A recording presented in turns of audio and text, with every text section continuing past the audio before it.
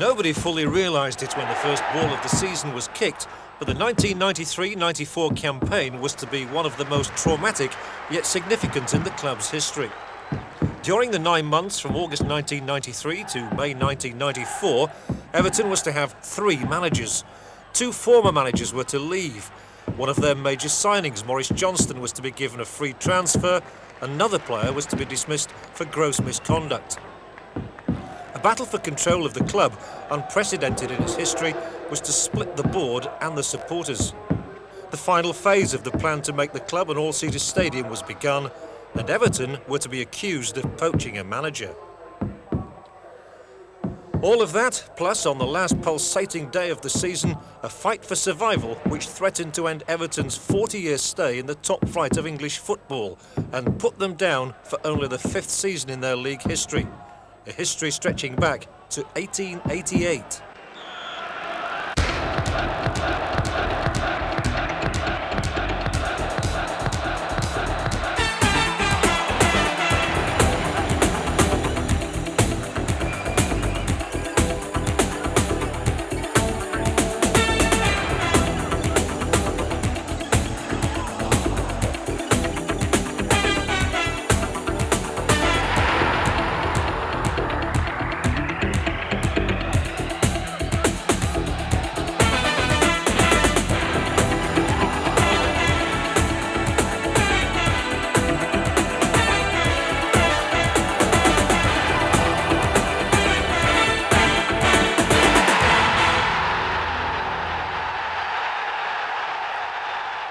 There was no hint of the disastrous season to come at the outset. In their pre-season predictions, most of the popular press had cast the Blues as relegation possibles. Howard Kendall used that to fire his players, and Everton began the campaign at the Dell.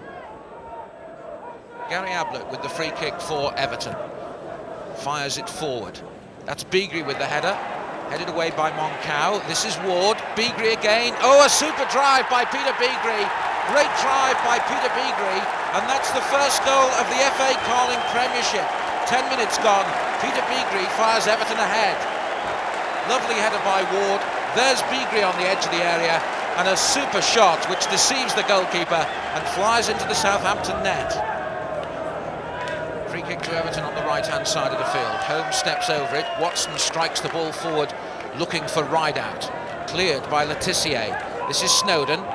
Ablett forward, Rideout's control, lovely ball by Rideout, this is Cotty, super save, here's John Ebrell, and John Ebrell fires home for Everton.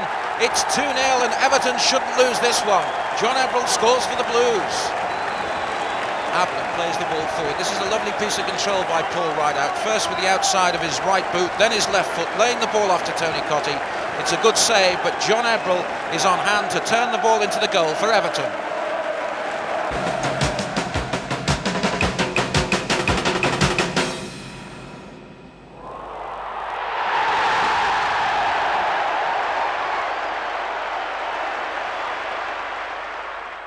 Three days later, Everton played their first home game of the season and beat Manchester City 1-0.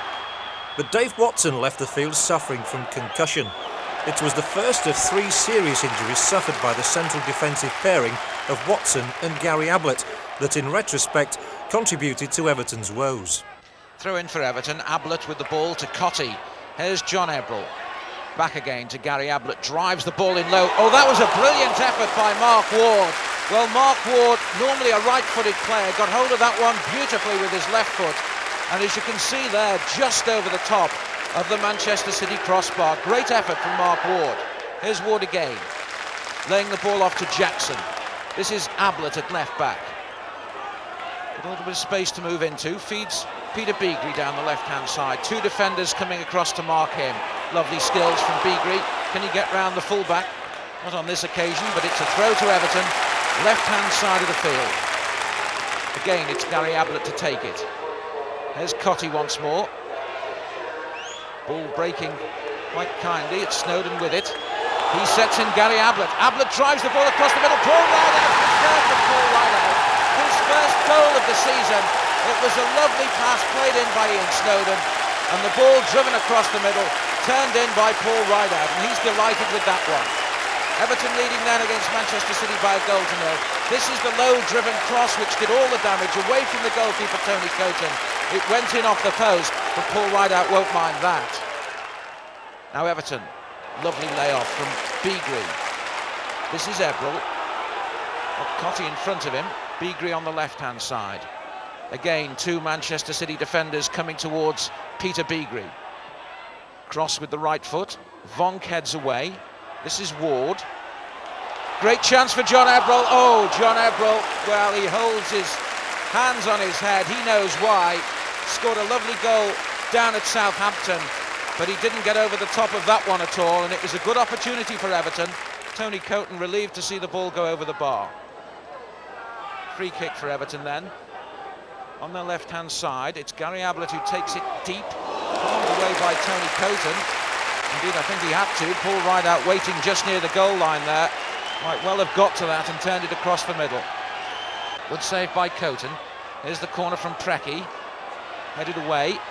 Brave challenge by Jackson. This is Preki once again.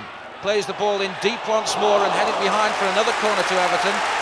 Michel Vonk, the man who got it behind there. Good pressure from Everton. Can they convert it into a goal that would guarantee the 3 points? Here's Jackson. Oh, just over the crossbar from Matt Jackson. Well, there have certainly been chances for Everton in this game, more than the one that Paul Rideout has already converted. Gary Ablett. Ball played in by Ebrel. Cotti's made an excellent run. Drives the ball across the face of the goal, and that was close once again. Well, Everton have had so many chances here, you just feel that they need to convert another just to be safe. Ablett wins the ball well. This is Rideout. Opens up the game. Preki closed down. Good skills by Preki. Phelan tries to get the ball away. Well won back though by Tony Cotti. Holmes to Ward. Lovely ball forward by Ward to Rideout, who peels away far side. And again, Manchester City having to concede the corner kick. Tony Coton just having words with his fullback. Here's the ball played in by Beagrie. Up in the air, Jackson, great chance again. Well, that's the second opportunity that Jackson has had. With that 1-0 victory, enough to take Everton forward. What's pleased you most about the way your Everton side has played over these last 2 games? Well, I think it's the way that the players have approached the games. We went to, which was a very difficult game at Southampton, and we dominated from the start. I mean, we got the advantage of an early goal, which we didn't have on many occasions last season, and it just gives the players confidence. We've come here tonight. The crowd have got behind us again, and that's important. We've taken a fairly early lead again, which really settles the players down. And a fully deserved win tonight. We could have had more goals. They put pressure on us late on, which you would fully expect from a good Manchester City side. But yeah, good start.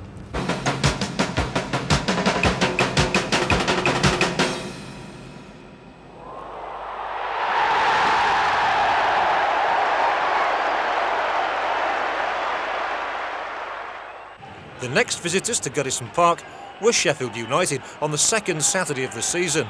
It was to be a landmark both for Everton and Tony Cotti. 24,000 fans inside Goodison Park then for the second home game of the season, the first Saturday match at Goodison Park this season. Good work by Cotti. This is Beagrie down the left-hand side. Still Beagrie. Cotti making a good run outside him. Tony Cotti. Beagrie calls for it again. Former Sheffield United player, of course, Peter Beagrie. Looking for something in the middle. That was a lovely header by Rideout. Cotti in there, but a good save by Kelly. Read the danger well and was out to save at Tony Cotti's feet.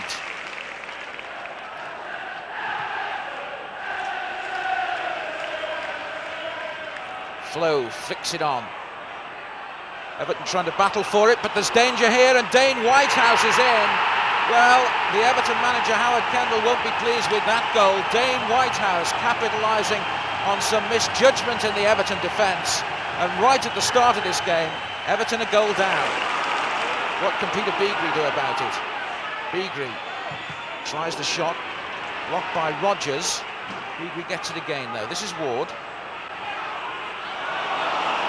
They're giving it away. Rodgers has claimed he was fouled by Beagrie. Play on, says David Ellery. Oh, not a bad effort by Peter Beagrie.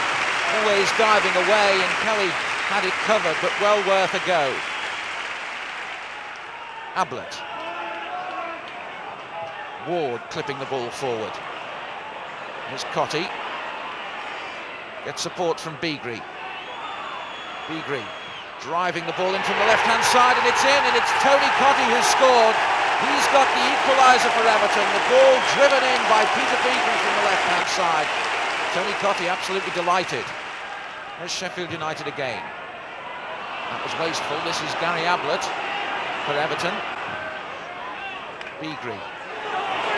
Always influential. Peter Beagrie takes the ball past Rodgers, slips the ball through. This is Tony Cottee. What's he got on? Waiting for support. It arrives, it's John Ebrell, and it's there from John Ebrell.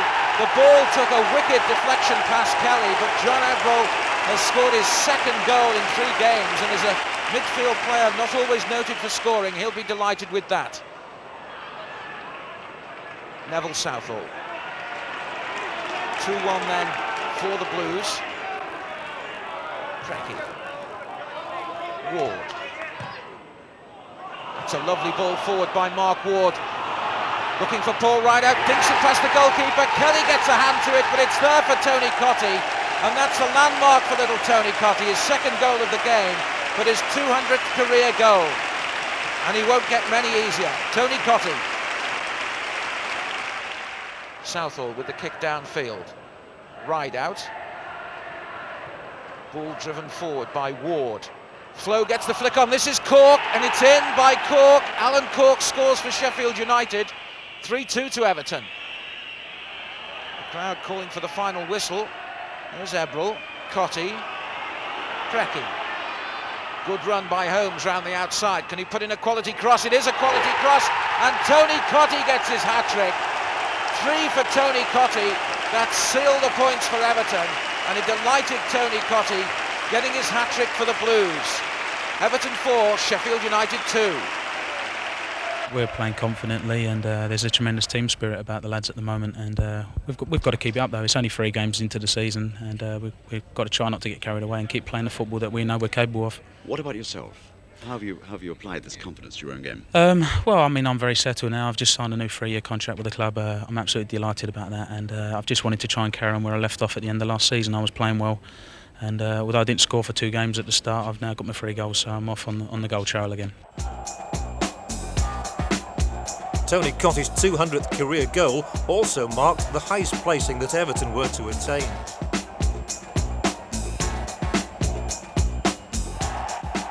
But that bright start, 3 straight wins, was followed by 3 straight defeats with no goals scored. Newcastle, Arsenal and Aston Villa all won, with Newcastle's Malcolm Allen and Villa's Guy Whittingham both scoring their first goals for their clubs to add insult to injury. However, Everton then travelled to Boundary Park to meet Oldham Athletic, managed by the youngest player ever to pull on a royal blue jersey, Joe Royle. Tony Cottee's 4th goal of the season was the only goal of the game, and Everton collected another 3 points. There's Tony Cottee, it's there. The ball played in from the left-hand side by Rideout. Ablett miskicked. Cottee scored. Peter Beagrie with the free kick. Oh, he hits the bar. Gary Ablett coming in. Ball cleared. It doesn't matter though, Everton have got the 3 points. The 18th of September 1993 was Derby Day. It was the 149th league meeting between Everton and Liverpool, and Blues fans at Goodison Park were about to witness Everton's 50th victory. David Ellery gets the game underway. Liverpool defending the goal to the right, Steve Nicol at right back, and putting a ball through that had Rush chasing through in direct confrontation straight away with his good pal but regular rival in these meetings, Neville Southall. Holmes looking for Rideout again. Bumped by Ruddock. Everton fans on their feet behind the goal that their team are attacking. Ablett's come forward. Jackson as well.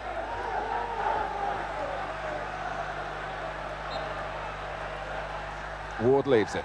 Hinchcliffe bends it in. Oh, terrific save by Grobbelaar. A fantastic save from Jackson's header.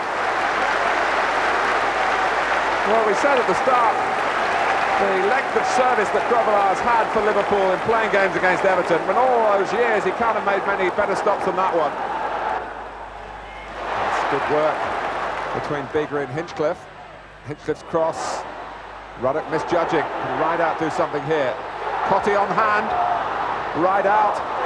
Ebrel straight at the goalkeeper. He hit it hard, but too straight. And Bruce Grobbelaar very grateful for that. Hinchcliffe drops here for Ward. Tries for goal. Grobbelaar's in the mood, isn't he? A fine save, though be it a flashy one.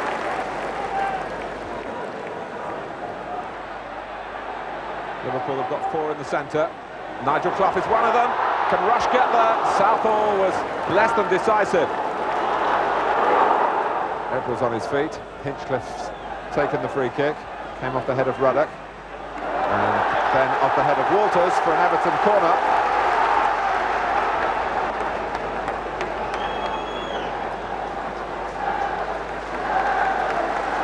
Hinchcliffe, as Whelan guards the post, then he will do well to do that, because Hinchcliffe can really veer the ball in with his left foot.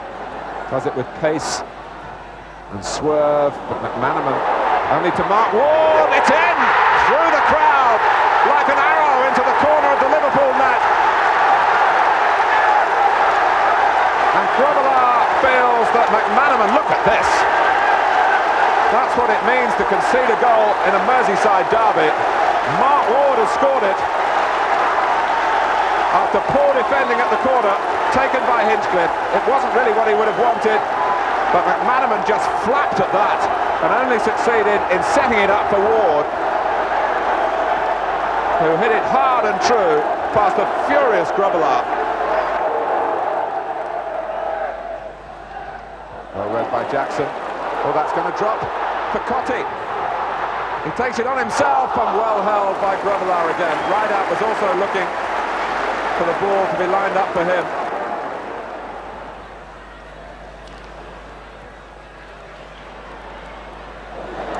Rideout, Cotty, Ward! Rat-a-tat-tat. Everton knocking at the door again. Forward by the head of Ebrel. Whacked away by Wright. Bouncing off Clough. For Ebrel again. Hinchcliffe. No offside. Tony Cotty for Everton. A chance to make it 2, and Grobbelaar has defeated him. McManaman. Last chance before half-time. One suspects for Liverpool. Redknapp was, I think, heading for goal. It came rather off his shoulder. Everton's half, though. The one goal from Mark Ward, sweetly struck from his point of view. Nothing sweet about the way the ball reached him, though, from a mishit clearance by Steve McManaman. At half-time at Goodison Park, Everton 1, Liverpool 0.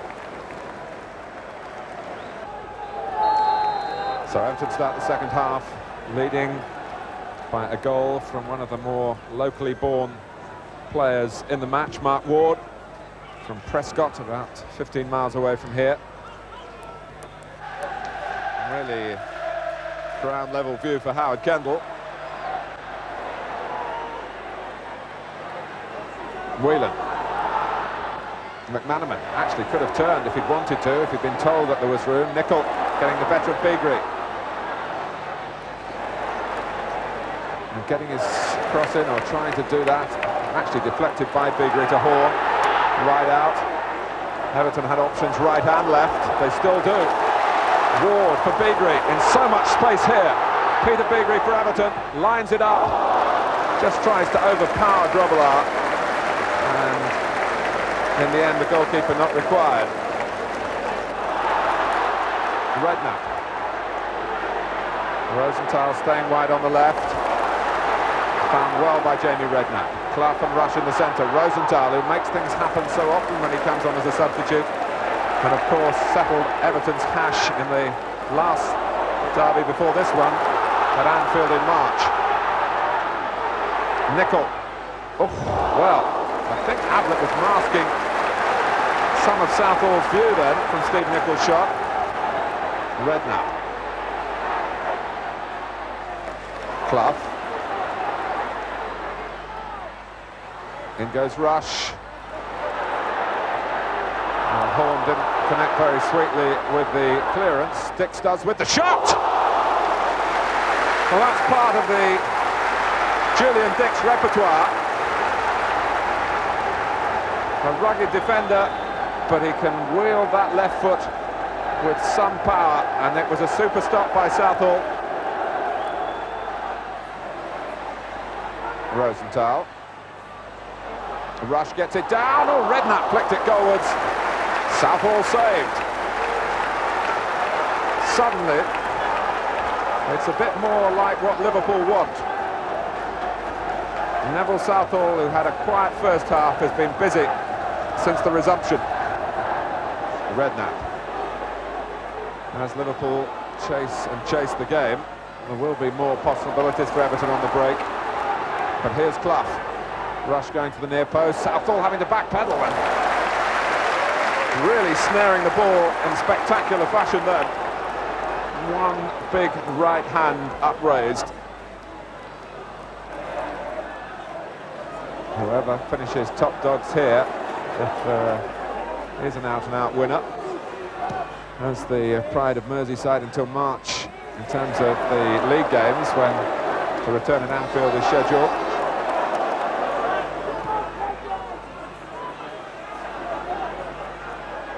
Preki. Ward. Here's Holmes. Right out. Blocked by Wright. Cottee, can he get it back here? Tony Cottee still Cottee.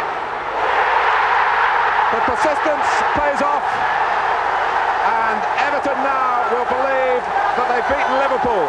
5 minutes to go.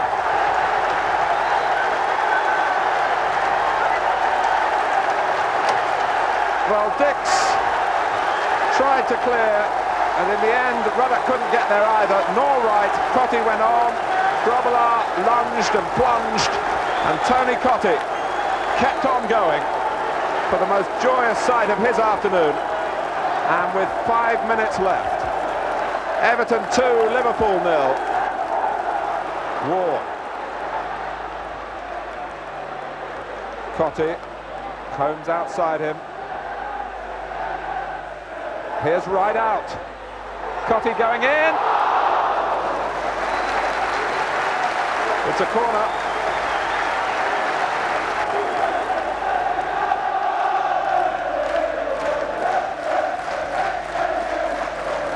Well, they've been criticised, Everton, for having too many diminutive players in their side, but two of them have scored here to give Everton their 50th league win over Liverpool. Mark Ward and Tony Cottee.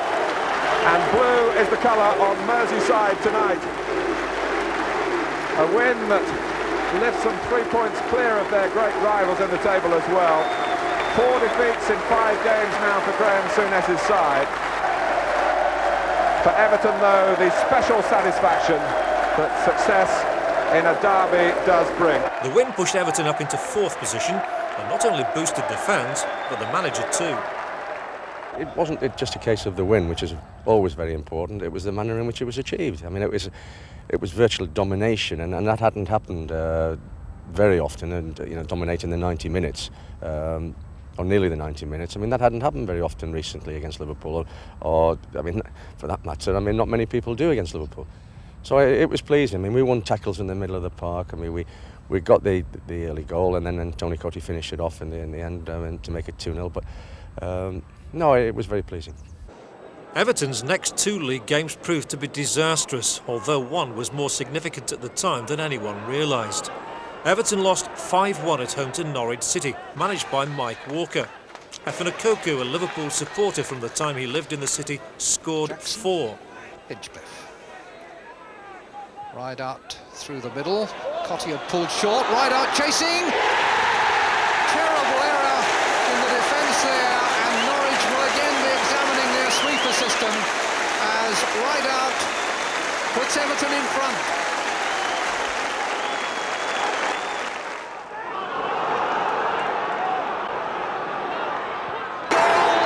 From Efenakoku, and for once Norwich go for the direct line, and it pays off. Ball in front of him where he likes it. Scoops it over. Ekoku, 2-1. Ekoku's second goal, and it couldn't have been simpler. Now a chance. No flag. Ball Fox. Ekoku to his left. Fox shoots. Ekoku follows up and gets his hat-trick. Here's Ekoku through yet again. Could be number 4. And it is! Here comes Sutton, and there goes the 5th, and it's all too easy.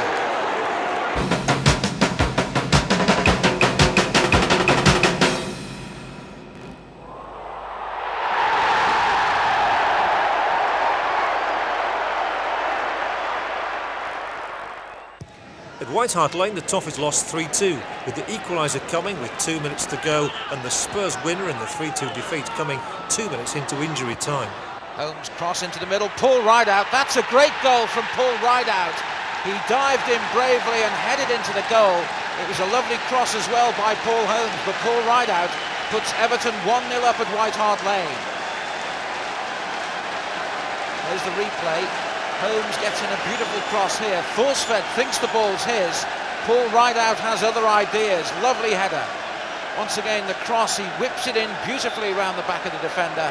Rideout takes off and glances the ball gloriously into the corner. Through in to Everton. Samways. Lovely skills by Samways. There's Mabbott. Looking for Sheringham up front. Flick on by Sheringham. Gazelle chases. Might be danger here for Everton. Cross coming in. Sheringham. Oh, a lovely goal by Sheringham, but the Everton defence will be disappointed with that one. Neville Southall totally exposed. Now, what can Everton do about that? 1-1. Ball inside by Hinchcliffe. Mabbott trips Cotty, does he? Yes, he does. The referee says a penalty. And Gary Mabbott, making his 500th appearance for Tottenham Hotspur, has fouled Tony Cotty. Chance for the Blues to take the lead. And Tony Cotty is going to take it himself. Cotty then to put Everton 2-1 up. Cotty against Torsved, and Cotty wins. The Norwegian might just have got a hand to the ball. It didn't matter. The ball went into the back of the net, and Tony Cotty has put the Blues 1-0 up. Blasts it. Forsford, in fact, didn't get a touch to it. Cotty drove the ball right in. Now Spurs again. Anderton. Ball clipped in dangerously once more. Driven across by Sheringham. A chance for Anderton, and Anderton scores for Tottenham Hotspur. Darren Anderton has equalised for Spurs with just 2 minutes of the game to go, and Neville Southall isn't happy. Spurs on the attack again. Gazelle half cleared by Jackson. Still Everton can't get the ball away. Spurs on the attack. Danger. Sheringham shoots. Great save by Southall. Still Everton can't clear. This is Kasky, and Darren Kasky has scored 2 minutes into injury time. That's his first goal for Spurs.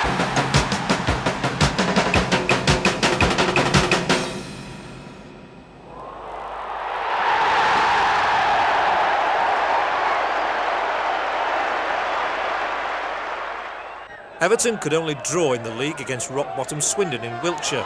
Here's Peter Beagrie, it's there. Peter Beagrie scores for Everton, and there's the back flip. It was a comedy of errors before that. Last minute, Bodin, Taylor, 1-1. While the Blues then lost at Goodison to a stunning Lee Sharp volley against the top team, Manchester United. Here's Sharp. Oh, a brilliant goal from Lee Sharp. That was absolutely outstanding. There was nothing that Neville Southall could do about that. Lee Sharp milks it.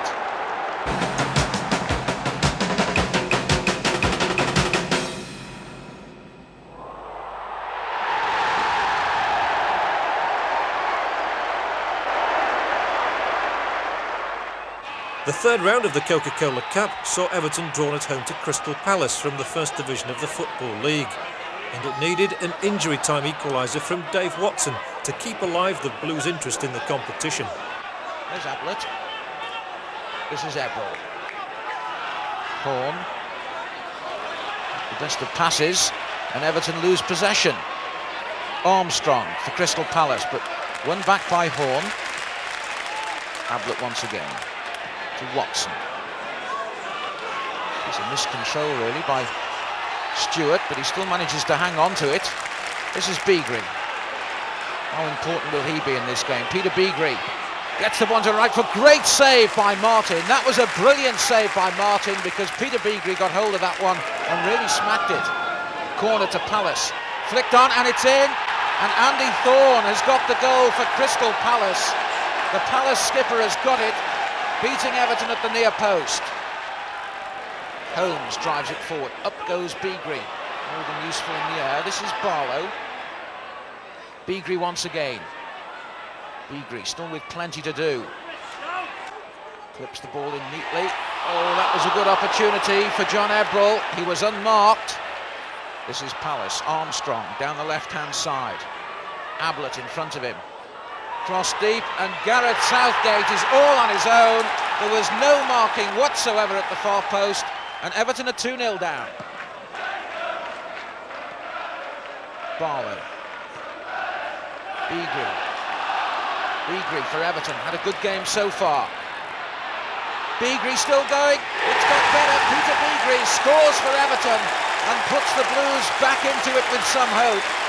Everton 1, Crystal Palace 2. There's Beagrie once again. He's still got a lot to do, but he wriggles past the challenges, looks up and beats Martin with a shot to the near post. Ablett. Again Beagrie. This is Hinchcliffe down the left-hand side. Whips the cross in deep. Corner for Everton. Tremendous pressure. We're into injury time though at Goodison Park.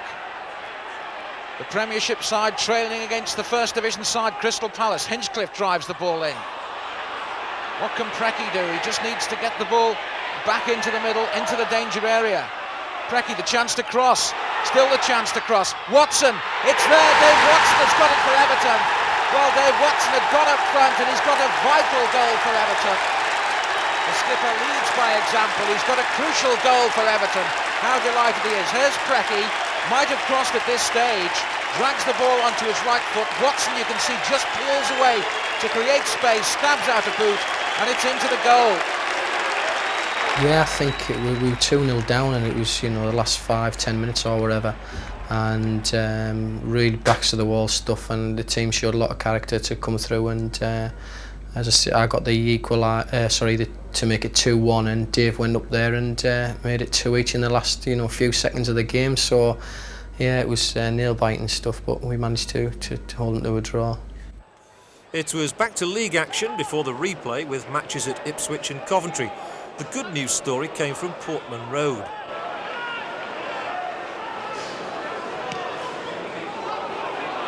Oh, what a good run on here, and it's a goal! Beautifully taken. Stuart Barlow. The long ball caught Ipswich out, and Barlow's pace took him into the danger zone. His finish absolutely clinical. It's Ipswich Town 0, Everton 1. Witten. Good turn by Witten. Not a bad ball either. Good early cross from Thompson. A chance here for Steve Witten. Oh, stopped by Mason with a shot, and he got it all wrong. Oh, what a catastrophe as far as Ipswich are concerned. But Neville Southall blocked Steve Witten's shot with his feet. The ball came back out again, and a great opportunity here for Paul Mason. It comes on his left foot, and he steers it well wide of the target.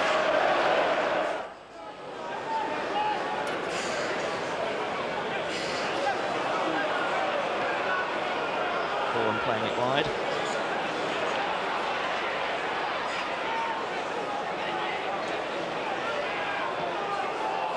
Oh, Lennon.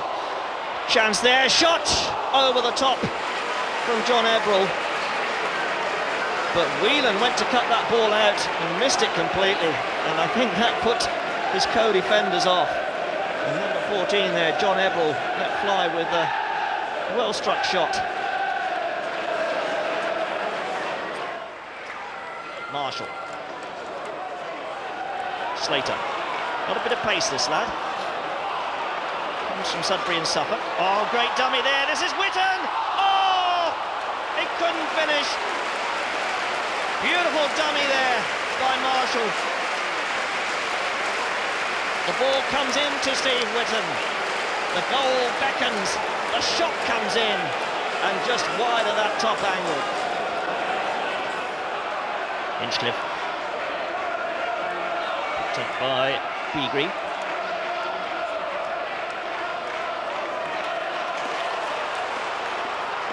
And away goes Beagrie.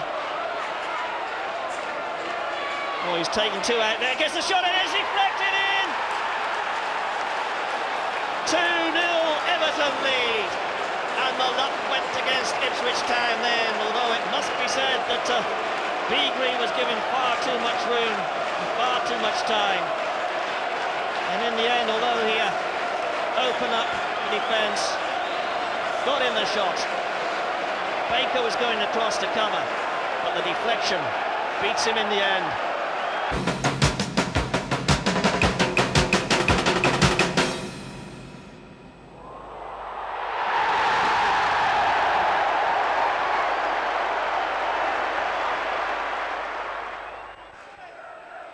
Grizovic for Coventry City. Former Liverpool player, of course. Everton trying to clear, but struggling to do so. This is Burrows, former Everton man. This is Quinn, and Quinn fires home for Coventry City. Here's Quinn again. It's a second for Quinn and a second for Coventry, and again Neville Southall looking despairingly at his defenders. Ball clipped in. This is Barlow. Holmes with the chance to cross. It's a good one. Watson goes up. Rideout miscues it, but it's good enough to take the ball across the line. But it wasn't good enough for Everton to pick up 3 points. And that's Phil Neal's first win as caretaker manager of Coventry City. Delight from Rideout, but not enough for the Blues. So it was on to Selhurst Park and the Coca-Cola Cup replay against Crystal Palace. Coleman ducked in underneath that one. It could be problems here, and in the end it's hooked away by Shaw. There was some really clumsy defending there by Crystal Palace. Ablett playing it to Ebrel, and now for Mark Ward. Driving it long towards Rideout. Well, Watson's right in there, and again a swift intervention by Richard Shaw, which put Watson off. And Palace so close to conceding a goal here. In the end, it was Shaw that got it off the line from Mark Ward's effort. Cotty's forward. Takes it down well, might get a shot in here, does so, excellent save by Martin. And a warning for Palace, they must give Cotty no room whatsoever.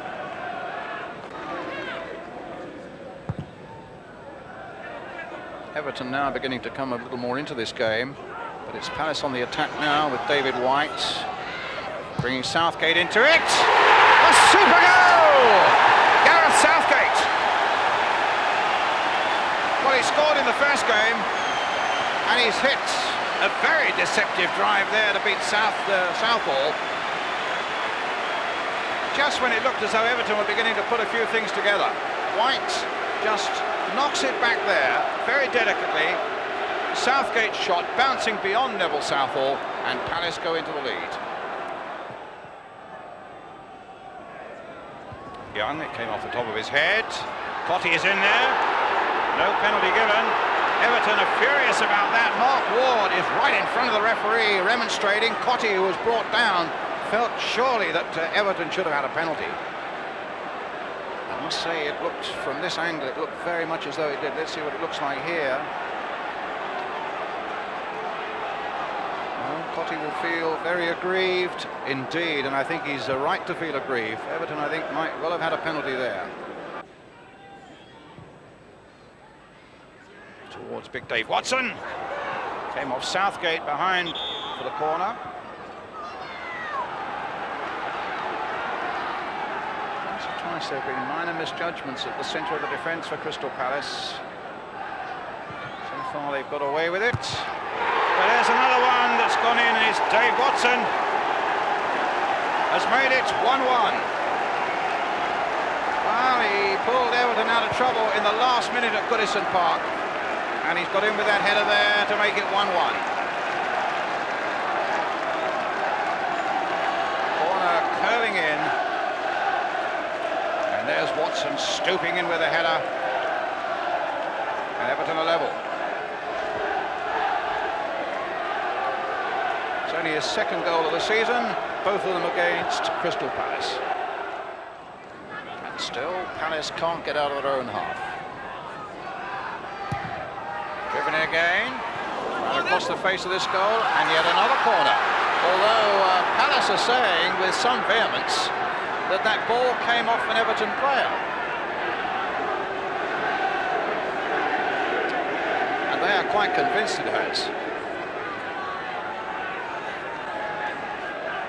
Maybe the arguments have been just a little too fierce, the referee having a word there with one or two little touch of players at the near post, and seems quite happy with his decision. So here we go again. This time it's Mark Ward on that side with the corner again for Everton. Watson poised again. Up gets Coleman. Knocked in again. And Watson's there. And has scored again. What an amazing match for Dave Watson. What an amazing tie for him. Saved it at Goodison, and now has scored twice here at Selhurst Park. The second goal, though, coming from a corner that Crystal Palace hotly disputed. Knocked in again, and suddenly there's Watson all on his own. Martin comes flying out. Humphrey can only help it into the net, and Everton are in the lead. Roger. Shaw onto the right foot, curling it in. Oh my goodness! Knocked in and over! What an incredible sequence. It was Southgate who came right in on the end there. And a terrific piece of goalkeeping by Neville Southall, keeping that long, long dipping cross from Richard Shaw in. In it came, and Southall just got to it. Williams knocked it in there, and Southgate knocked it over the top. And Howard Kendall knows, not by any means is it over yet.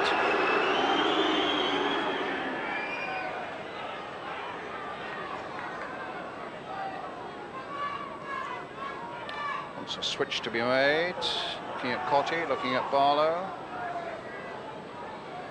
That's exactly what's happening. Cottee and Barlow making that little switch. And it might come in for Cottee. I think he's given a penalty. He's given a penalty for the foul on Cottee. Ward, whose responsibility it is to take the penalty now. It's 3-1 Everton.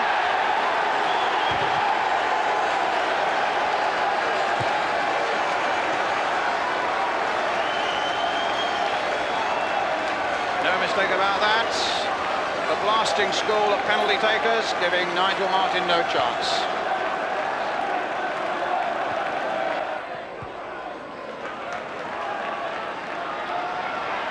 Ward. Brecky get on the end of this one. Oh, has to be an own goal of Young.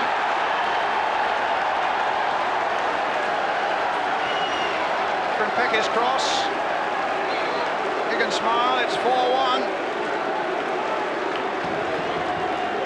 Certainly driven in there. A long cross by Mark Ward. Here's Brecky. And an own goal by Eric Young. And it's now completely out of Palace's hands. That was November the 10th. The Blues were to record just one win in the following 13 games. This is Bradley Allen. He shoots it in. Bradley Allen has scored for Queen's Park Rangers. Great save by Southall, comes off the post, and Allen is there again. Bradley Allen for Queen's Park Rangers. Ball played forward. This is Allen. Is this going to be his hat-trick? Yes, it is.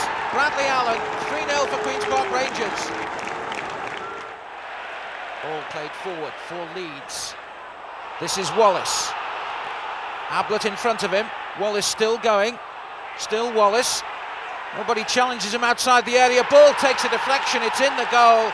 Well, Neville Southall will be less than happy with that. Everybody backed off, and Wallace slammed the ball home. Can Everton get back into it? Snowden whips the ball in. Chance here. Cottee, it's there. The equaliser from Tony Cottee. Doesn't get too many with his left foot.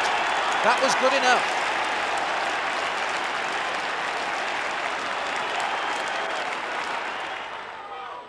Everton on the attack.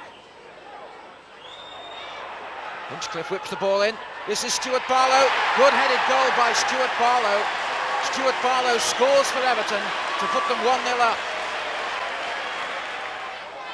Seegers downfield. Flicked on in typical Wimbledon fashion. This is Holdsworth. Berry on the line, and Berry scores for Wimbledon. Greg Berry scores for Wimbledon. It's 1-1. Everton then against Southampton. Ball played forward down the right-hand side for Stewart to chase. Stewart does well, holds the ball up, looks for support. Played in. Up goes Beagrie. Chance for Ebrel.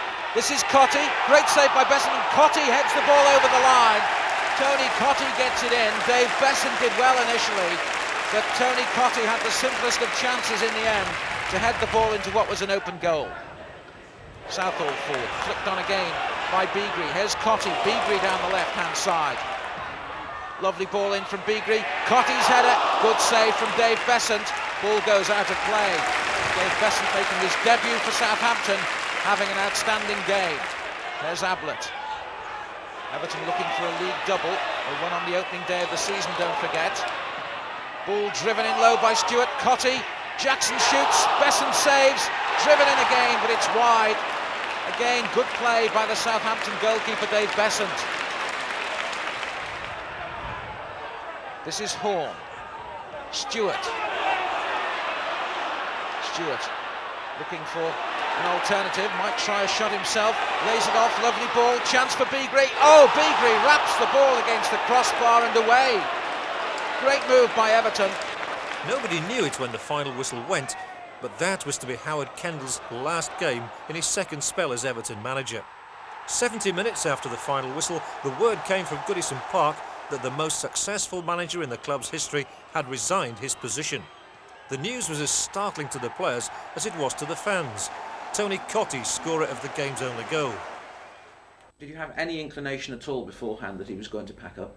No, none whatsoever. I don't think any of the players did. I believe that he told Colin beforehand, but none of the players had any inclination, and it wasn't until after the match that we heard about it. Did you feel that things were going flat, that he might have been moving in that direction at all? I thought there was a possibility, but you sort of carry on and you don't believe that anything's going to happen. But it was just such a big surprise when he did do it, and the actual timing of the events, really, it was all above the players' heads, really. Because you'd beaten Southampton and you'd scored the goal. Yeah, it was a bit of a coincidence, really. I mean, on the day we'd played quite well and we created quite a few chances, and like you say, I scored the one goal and we won 1-0. But I was just in my car after the game, driving home, and that was it. It come over on the radio, Howard Kendall's resigned, and that was the first I knew about it. Did he get the players together after that and explain his decision to resign? No, he didn't. No, we didn't see him, and I didn't see Howard until about 3 months after that. So, we didn't actually get any explanation from Howard, but the chairman did come to the ground and he explained what had happened, and then it was obviously a case of getting on with things then. Following Howard Kendall's resignation, Jimmy Gabriel was put in caretaker control. He was well liked by the players, but they couldn't produce the form for him that would lift the club out of the doldrums. In the 7 games the club played under Jimmy Gabriel's stewardship, they lost 6 and drew 1, scoring only 2 goals. Steen into Craig Burley. Burley shoots. That's a brilliant effort by Burley. That's his first goal for Chelsea. This is Steen. Southall can't keep it out. Now, can Everton get back into it? Stewart, the former Chelsea man, getting the booze. This is Holmes. Stewart once again. Flips a nice ball in. Horn's volley. Brilliant save. Cottee. Brilliant save by Kareem, but Cottee rams in the rebound. 2-1 for Chelsea. Ball forward. A chance here for Stewart. Ball runs away from him. Chance for Barlow. It's lobbed in. Is it there? Yes, it is. 2-2. Stuart Barlow. Excellent goal from Stuart Barlow. There's Wise on the right-hand side. Lays the ball in low. Shipley. Oh dear. What a disaster for Everton. Neil Shipley scores for Chelsea. Everton still under pressure. Oh, they give the ball away. This is Newton, this is Steen, who's already got one. It's 4-2 for Chelsea, and still no joy, I'm afraid, for Jimmy Gabriel. Jimmy's a very nice fellow. He's done a good job with the reserve team, and he had the players fall back in, and we tried as hard as we could, but unfortunately for Jimmy, we just never seemed to get the results that he probably deserved. Yes, he only got 1 point out of a possible 21 there. That must have been sad for the players, and sad for Jimmy, obviously, as well. Yeah, and not only that, I think we went through a spell where we hadn't scored, and everyone was saying, oh, it was the longest period without scoring a goal, and eventually I think it was from my Southampton goal to the goal I scored against Chelsea, and that was a long, long time. So it put a lot of pressure on us. I think Jimmy found it quite hard pressure-wise, and the players were obviously getting a bit anxious, and we really needed someone to be appointed as soon as possible. Was that thought amongst the players conveyed to the board of directors at all? Did any of the players' representatives have a word with the board and say, we really need to steer the ship in the right direction? No, I don't think anyone actually spoke to the chairman or directors, but myself and a few others, Dave Watson, I think we voiced our anxieties really, that we felt that we was going along and didn't really know what direction we was going in, and publicly we said we felt it would be best if a manager was appointed as soon as possible, and of course there was all the boardroom upheaval which is still going on, and that was going on at the time, and it was very difficult for everyone, and the most important thing at a football club is you need a manager, and we didn't have one, and everyone was struggling. So on the 7th of January 1994, Mike Walker walked into Goodison to take the helm. Did you feel that you had a difficult decision to make coming? Not coming, no. Once they'd made it clear that they were interested, then it wasn't really a problem.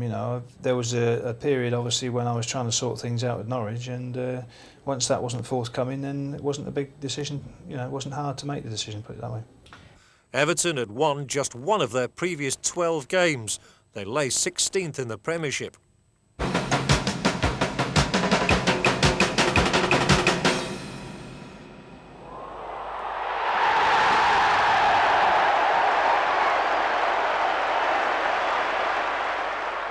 His first game in full charge was against Swindon Town. The team, including new signing Brett Angel, and the players responded with the biggest win of the season.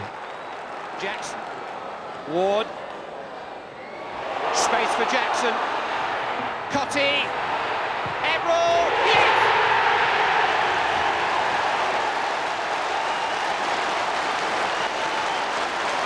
He couldn't have asked for a better start. John Ebrel gives Everton the lead inside 5 minutes. And the Midas touch from Mike Walker. Beautifully worked. Peter Beagrey's meandering run set it all up. And then Jackson found some space ahead of Ward. And Cotty set up Ebrel, and Ebrel picked his spot. It's John Ebrel's first goal since the opening week of the season. And what an opening for Mike Walker. Beagrey. Here's Angel again. Beagrey. Element of surprise, it'll come for Ebrel and for Cotty, and Everton double their money. 3 minutes of the half remaining, and Tony Cotty's 93rd goal for Everton eases some of the worries which were beginning to creep into their play, set up by Ebrel, although it was once again Peter Beagrey with that little step inside and that awkward shot which Nicky Hammond couldn't quite deal with, which caused the trouble.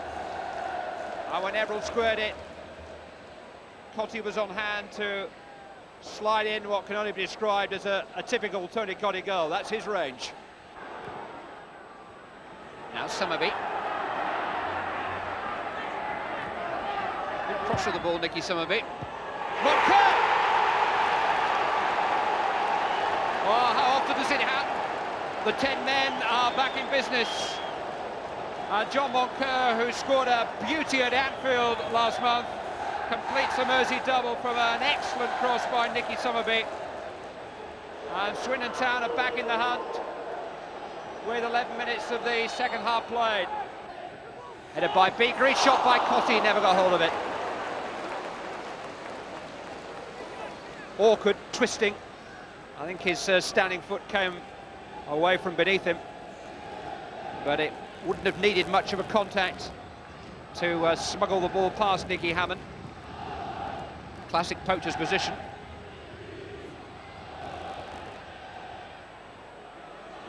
All given away by Snowden, and here's Bodin, and that's 2-2.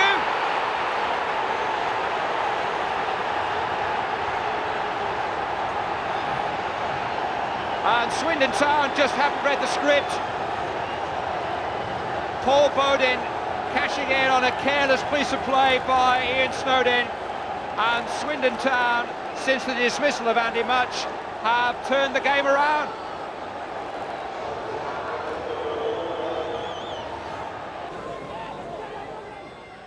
Beagrie. In towards Angel. Oh, off the bar and in by Ablett. Gary Ablett succeeds where Matt Jackson failed, and Everton are back in front.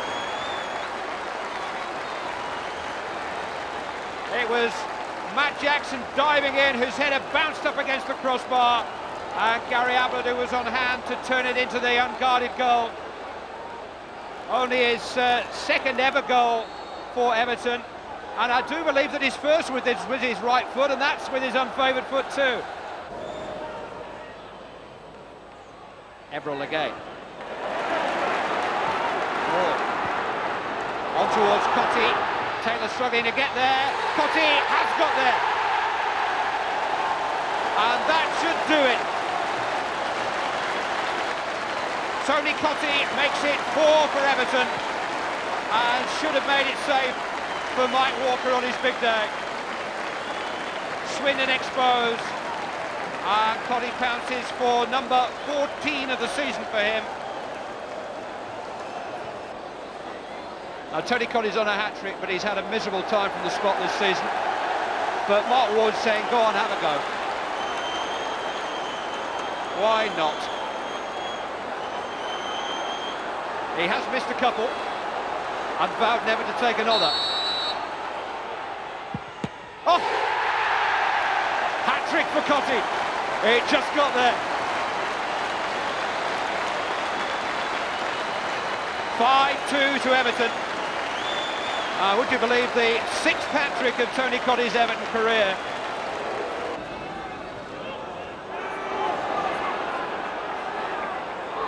Snowden. Stuart Barlow, who's very, very quick. In towards Angel, they're almost looking for him.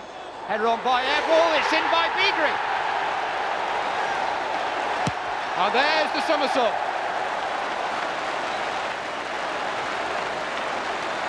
All the party tricks now, as Everton bask in the glory of what they may look back upon as a famous day. 3 minutes of stoppage time played, and from Stuart Barlow's cross, Peter Beagrie scores his first league goal on this ground for over a year.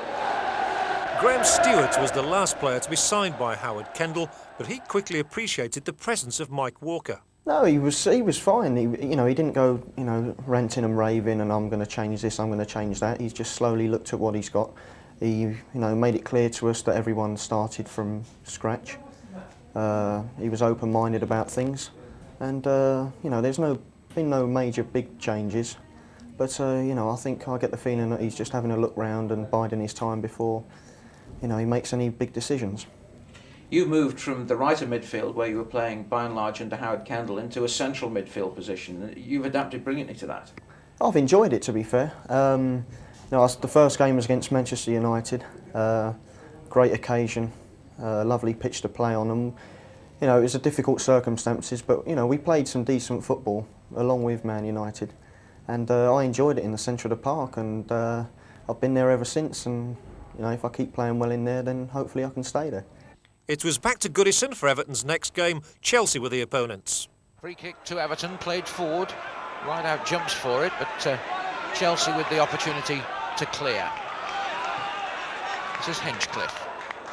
Right out flicks it on. Everall is in. Everall beats the goalkeeper and scores. John Everall scores for Everton to make it 1-0. Did well, John Everall, kept his poise, and although the Chelsea defence. It was Erland Johnsen tried to clear. The ball was already in. Sinclair for Chelsea. Sinclair again. Pushed on, Steen. Sinclair rides his luck, still going. This is Steen inside the penalty area. Well taken by Steen. Neville Southall got a hand to it, but it was well clipped in by Mark Steen. Chelsea to try and mount another attack, but it's won by Everton. Wide out. Flips it far side. This is Preki. He rides his luck a little bit there, Preki, but gets the ball away. Hinchcliffe. Beagrie. Hinchcliffe makes the overlap. Beagrie decides to try on his own. Clips it in. Oh, that was a brilliant header. Paul Rideout. The ball took the slightest deflection, I think, in the air, but Rideout's header was absolutely perfect. There's the cross coming in. Paul Rideout rises and plants the ball firmly past Kareed. Chelsea then. Hinchcliffe clears. This is Preki. Volleys it forward. A good run by Stewart down the right-hand side. He's got two in the middle. Stewart. Here's a chance. Paul Rideout. Paul Rideout scores his second goal of the game. It was much easier than the first one, but the run from Stewart and the pass forward first time by Preki made it.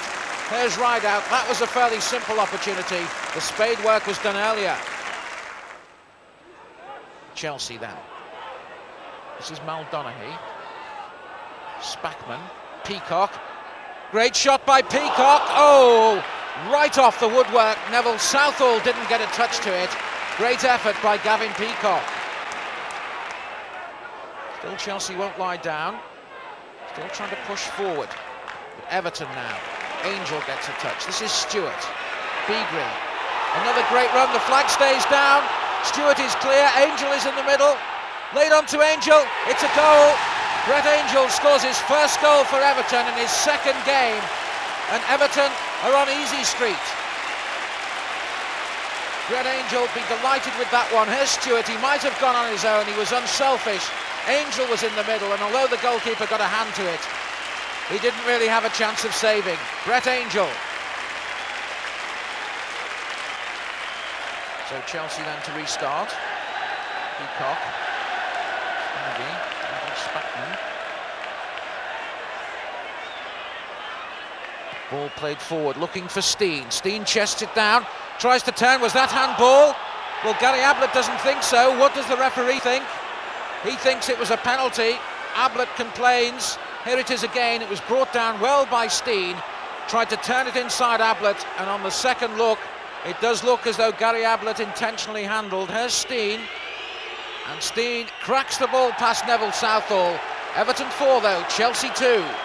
Now your goal for Everton, your first goal for Everton, was against Chelsea when you'd beaten Swindon 6-2 in the previous league game at home, and then came Chelsea and you won that one 4-2. What do you remember about your goal? All I remember about it is that Graham made a great run through and it was all on his own. He could have shot, but unselfishly just knocked the ball across, and I was just in the right place at the right time just to tap it back over the line, which was very nice. Are you the sort of player who worries about goal scoring, or are you happy as long as you're providing and having a good all-round game? No, I think any striker is always, at the end of the day, looked upon to his goals tally. But I do feel that as long as the team is winning, and you're contributing to that victory, then 3 points is better than scoring one and the team losing. That win made the Blues 15th of the 22 clubs in the Premiership. Mike Walker dipped into the transfer market to put a couple of bricks in the wall, as he put it, for the future, by signing first Gary Rowett from Cambridge and then Joe Parkinson from Bournemouth. Then on transfer deadline day, he beat Manchester City to the signature of Anders Limpar from Arsenal for £1.6 million, although Peter Beagrie was tempted to move to Main Road when Brian Horton came in with a last-minute bid. But all this time, Everton was slowly letting things slide.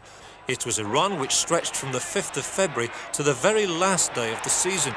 Super chip by Paul Merson, 1-0 for the Gunners. Everton, good header by Beagrie, bouncing forward, Cottee battling on. It's in, Tony Cottee scores for Everton. Well, it mightn't have been the prettiest of goals, but it might be a crucial one. Tony Cottee blasting the ball home after it ricocheted and bobbed here and there. Oldham the opposition. Again, Cottee battling for it in the area. Hallworth comes. Beagrie checks, clips the ball in low, left-footed. Is it going to be in? There's a tremendous battle in the area, and eventually Oldham get it away. Snowden playing the ball forward again, but that will be easy for Hallworth. Free kick to the Blues, just outside the area. Stewart is there. So is Preki. Oh, that's a wonderful goal from Preki. An absolutely marvellous goal from Preki. Clipping the ball over the wall and into the goal. And that puts Everton in front. Here it is again. Lovely shot from Preki. He saw the gap. They needn't have bothered demolishing that end of the ground. Preki would have done it if the crowd would have been in. Now here's Oldham on the attack. Can Everton keep a clean sheet? McCarthy shoots, ball ricochets. Graham Sharp, well, the former Everton man, equalises for Oldham Athletic. Graham Sharp, the ball came off the heel of one of the Everton defenders, and it was in. Oldham on the attack again. Got away, this is Horn, referee says play on. This is Stewart. Cottee is in the middle, Stewart still going forward. Stewart shoots, it's there, Graham Stewart. Redmond couldn't clear it off the line, and Graham Stewart knocks the ball across the line for Everton. Crucial goal for the Blues. Here it is again. Stewart's got support in the middle. He looks up, sees where the goalkeeper is, and he has enough power in the shot to make sure that Redmond couldn't clear. Everton. Good shot, but a good save by David James. This the 150th league derby.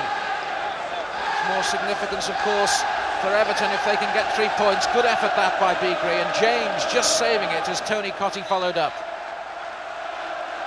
What can the Blues make of this? There's Preki counting it in. Dave Watson scores for Everton. Great header by Dave Watson in a crowded area. The ball delivered beautifully, but it was Dave Watson that got up, to the delight of those Everton fans, to score for the Blues. Everton lead 1-0. Here it is again, Preki laying the ball in. It's a packed area, with Watson just arching backwards, doing enough to steer the ball in. Preki's delivery perfect. Up goes Watson, just finding enough space in that area to glance the ball past David James and into the goal. Down at the other end, here's Rush. Ian Rush scores for Liverpool straight away. The Everton joy is short-lived, and Ian Rush, the scourge of Everton over the years, has equalised straight away for Liverpool.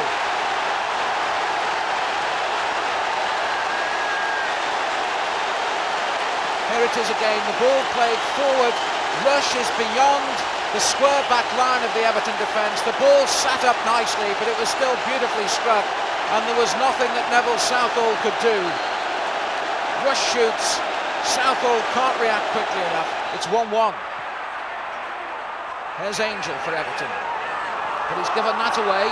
John Barnes plays the ball through to Fowler. Fowler is onside. It's Fowler against Southall, and Fowler has scored for Liverpool. Robbie Fowler makes it Liverpool 2, Everton 1, and once again the Everton back line caught square. Robbie Fowler celebrates. Neville Southall is disconsolate. Fowler's run. Well, Snowden tried to play the offside trap. Fowler wasn't ensnared in it, and his finish was quite clinical. He looks up, knows he's got Southall to beat, whose angles are near perfect, but Fowler's finish is even better. Hillsborough, the ball chipped in. Shot coming in, half cleared by Everton, and it's banged in once again. It's Ryan Jones who scored it for Sheffield Wednesday. Ryan Jones puts Wednesday 1-0 up. Worthington with the free kick, marking slack there for Everton. Bart Williams scores. Neville Southall looks to the heavens, but really it was the slack marking that undid Everton. Wednesday on the attack again. This is Bart Williams once more. Ball cleared to the far side. Bright is there. This is Worthington, and Worthington shoots and scores. Everton 3-0 down, and that's Nigel Worthington's first goal of the season. It's going from bad to worse for Everton. What can they do about it? This is Horn. All fed through. Cottee on the run. A chance for Tony Cottee. Can he score? Yes, he can. Sinks it past Pressman. And Tony Cottee gets one back for Everton to give them hope. Wednesday again. Bart Williams clips the ball far side. This is Brighton on his own. Turns. Neville Southall is spread eagle, who can't stop Bright from scoring. And it's 4-1. Bart Williams again having too much space to operate in down the right-hand side. Clips a lovely cross across. That was easy for Mark Bright. Everton on the attack then. This is Angel. Here's the ball off. Limpar lays the ball in low. Well, how anybody didn't get a touch to that one. That was quite amazing. There were chances for two Everton players, including Cottee. Now Blackburn Rovers on the attack. Wilcox lays the ball in. This is Ripley. It's gone deep and Mike Newell has touched the ball in. It may have come off Dave Watson, but Mike Newell scores for Blackburn Rovers. Shearer. Wilcox. It's inside. Plenty of space for him. Is he going to try a shot from here? He is. That's a brilliant goal by Wilcox. Jason Wilcox. It was so good, one of his colleagues wants his shirt. There's Wilcox again. Given space, but nobody expected him to shoot from that distance, least of all Neville Southall, and that's one of the goals of the season. Wilcox again. Again looking for colleagues in support, clipped in. Newell has oceans of space. Good turn by Mike Newell, and Mike Newell gets his second against his former club. Goal on, a chance here for West Ham United. Oh, great save by Neville Southall and cleared away by Dave Watson. Well, West Ham there had a great chance. Everton keep the ball in. This is Stewart down the right. There's the ball in. Cottee shoots. It's a goal for Tony Cottee. That could be absolutely vital. The former West Ham player, the record signing, £2 million scores for Everton. Can the Blues keep West Ham at bay? This is Morley. Shot from Morley. Oh, it hits the post and it's cleared by Everton. Queen's Park Rangers in possession. This is Impey. Bardsley. Doing well here, keeping Queen's Park Rangers pegged in and under pressure. They've won themselves a throw-in. Ablett takes it to Limpar. Puts the ball forward. Lovely ball. This is Cottee. Oh, that's an excellent goal from Tony Cottee. That wasn't easy. The ball running away from him. He kept it down well, and Tony Cottee scores for Everton to the delight of those Everton fans. Rangers on the attack. This is Sinclair. Still going forward. He's going to clear. Not very far. Chance for the cross from the far side of the field. Clipped in. Given away by Ablett. Still haven't got it very far. That's hurt. That was from Bardsley. Clipped in again. Southall comes out. A scramble. Is it there? Devon White has turned it over the line. Everton think there was a handball involved. Neville Southall is fuming. But Devon White scores for Queen's Park Rangers. Everton trying to bring it away. This is Impey once again though for Rangers. Barker, Impey. Watson intercepts. Snowden drives the ball forward. Coming back. A late challenge there by Angel, but the referee says play on. Bardsley hitting the ball forward. Should be Jackson's, it isn't. There's a chance for Ferdinand, and Les Ferdinand scores for Queen's Park Rangers. He wins the game for Queen's Park Rangers. Late on, a disaster for Everton. Leeds in possession. Don't get it very far. And the shot coming in, and that's McAllister, who scores for Leeds United. Everton have had a fistful of chances in the first half, haven't taken them. This is White, and that's into the goal. An own goal by Everton. It's Dave Watson who turns it into his own goal. Dave Watson it was who turned it into the goal. There's Strachan for Leeds. Clipped again. That's a glorious goal. That's a quite brilliant goal by White. And he makes it 3-0 for Leeds United. Defeat at Leeds in the penultimate match had plummeted Everton to third from bottom. There was one game to play. The equation for Everton to escape relegation from the top flight was complicated, but so precarious was the Blues' position that even victory against Wimbledon might not have been enough. I mean, we've got ourselves in a position which we shouldn't have done, but nevertheless we were there. And it's no good everybody moaning about it. You've now got to get yourself out of it, and that's all we were concentrating on all week. It was just to build up to the game. Immediately we lost at Leeds. Really, I just said to the lads that we realise you've got to win at Wimbledon to get up, to stay up. And even as that might not have been enough as it turned out. But so that's all we were concentrating on. Really, is making sure that we got everything right and 100% on the day. The boss and Dave Williams sort of made it different from what we usually do. We got a couple of days off, the Monday and the Wednesday off. We did quite light training on the Tuesday and the Thursday and Friday, and then I say we came in for the game Saturday. Everyone knew what had to be done. A win was the only thing left open to us, and we had to go out for the 3 points. Thousands were locked out as just over 31,000 fans packed into a Goodison Park ground with its capacity drastically reduced because of the development of the park end to make the ground all-seater for next season. I arrived at the ground at 1 o'clock. I thought I'd get there a bit early in case there was a bit of a rush, and it was packed then. The queues outside were unbelievable, and obviously there was a lot of tension in the dressing room before the game, but we could hear the Gladys Street making the noise from in the dressing room, so everyone was pumped up. You could hear the roar that the lads got when they went out to warm up. What followed was a scenario which, had it been scripted, would have been too bizarre to be taken seriously. The referee is Robert Hart of Darlington. And Everton attack the goal to our left. The bookies' odds around the stadium, 4-5 that Everton will go down, 4-5 that they will survive. So even the bookies don't know. First clearance from Neville Southall.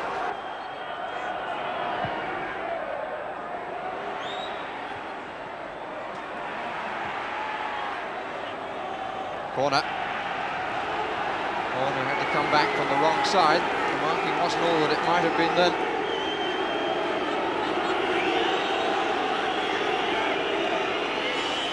Is on the far post. Andy Clark on the near. Limpar just got a touch to that. No, penalty! Handball! Handball by Anders Limpar. Unreal. He knew it immediately.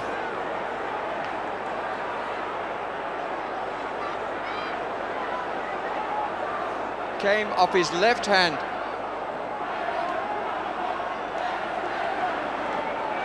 We've been playing a little over 3 minutes when the incident happened. Dean Holdsworth places the ball on the spot. Crescendo of boos, and it's all down to Southall. Oh, and he very, very nearly made it. But it's a 24th goal for Dean Holdsworth. Holdsworth jumped early. Oh. Well, he jumped early, and that produced a free kick against Unsworth. Earl is quite short. Gale is coming in from the far side. Unsworth, two together, and Ablett. Clark gets the congratulations of the Wimbledon players for the fact that two went to head the same ball was the cause of that goal.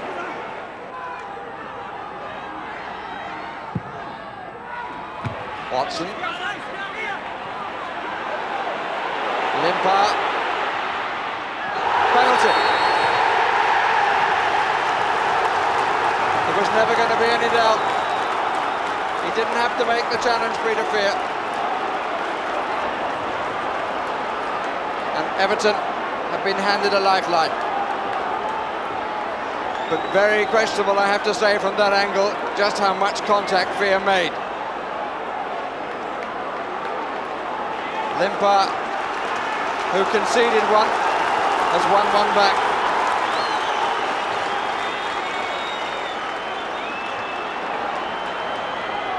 Graham Stewart to take.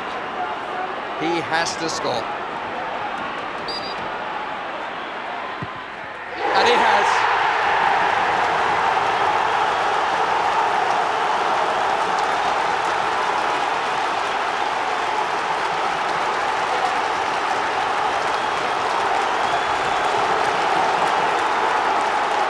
Beautifully taken penalty. And the frayed rope hanging at the end of 40 years of Premier football at Goodison Park has been given some support.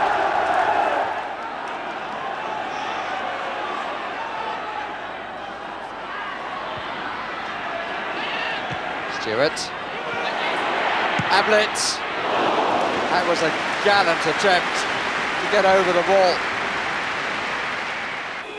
Another chance for Jones. They left it to Gale again. And Dean Holdsworth scorns an open goal.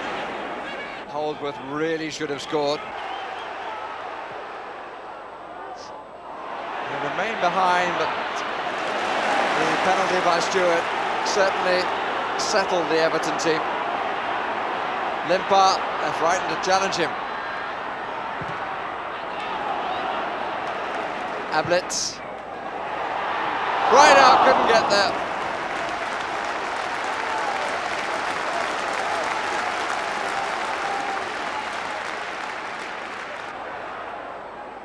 Here's Cotty. Stewart. Good play, Stewart.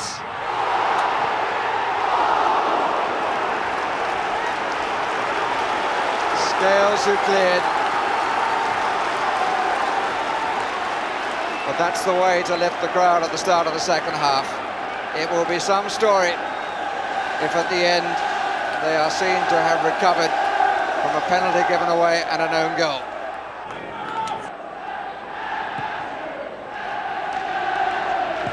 Jones with the cross, and Southall in trouble, blocked on the line.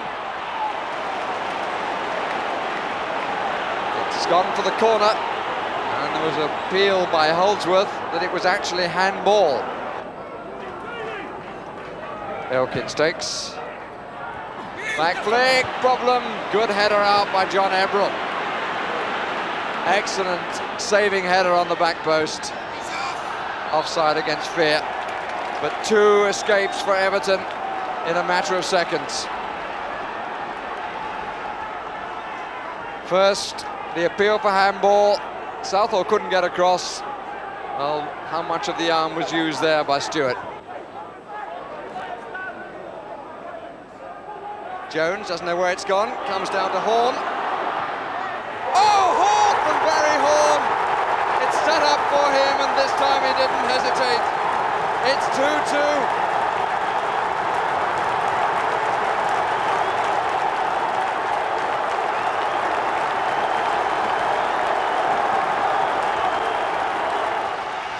Hope rises.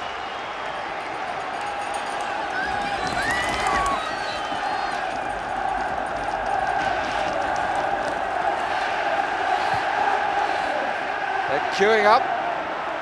Ebrell, another chance. Oh!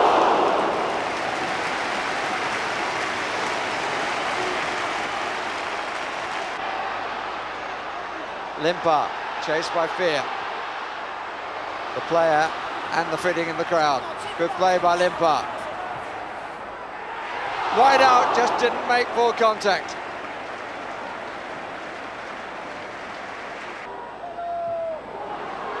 Barlow didn't make it, right out did.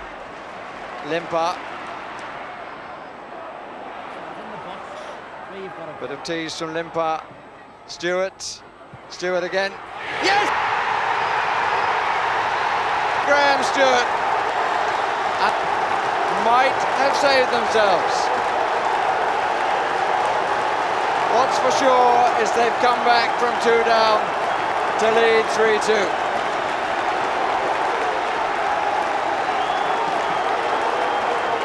And again, there's a minor pitch evasion, only through enthusiasm. Mike Walker. I can't imagine what he feels like. Relief, hope, And Seggers, to tell the truth, made a bit of a mess of that. But Everton, and Graham Stewart in particular, won't mind.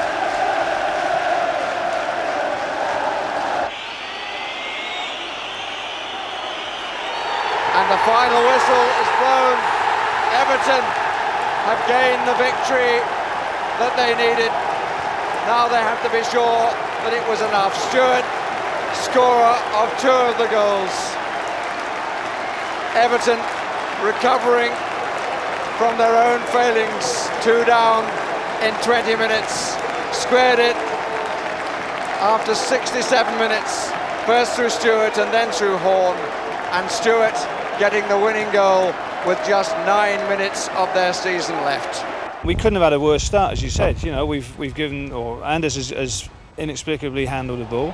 Handball by Anders Limper, and it's all down to Southall. Oh, he very, very nearly made it. We've had an own goal, and that just sums up our last sort of few months at the club. Looking at it on the telly later on, it was going about 10 yards wide, but as I've been told by half the main stand, we were directly behind it. But you know, I wasn't too sure where I was or what was behind me, so it took a bounce and hit me knee, and then I could just see it going. I could see Neville starting to come, and as I tried to get back to it, you know, it just looped into the corner of the net, and you know, there was nothing I could do about it. So. What did you feel like just then?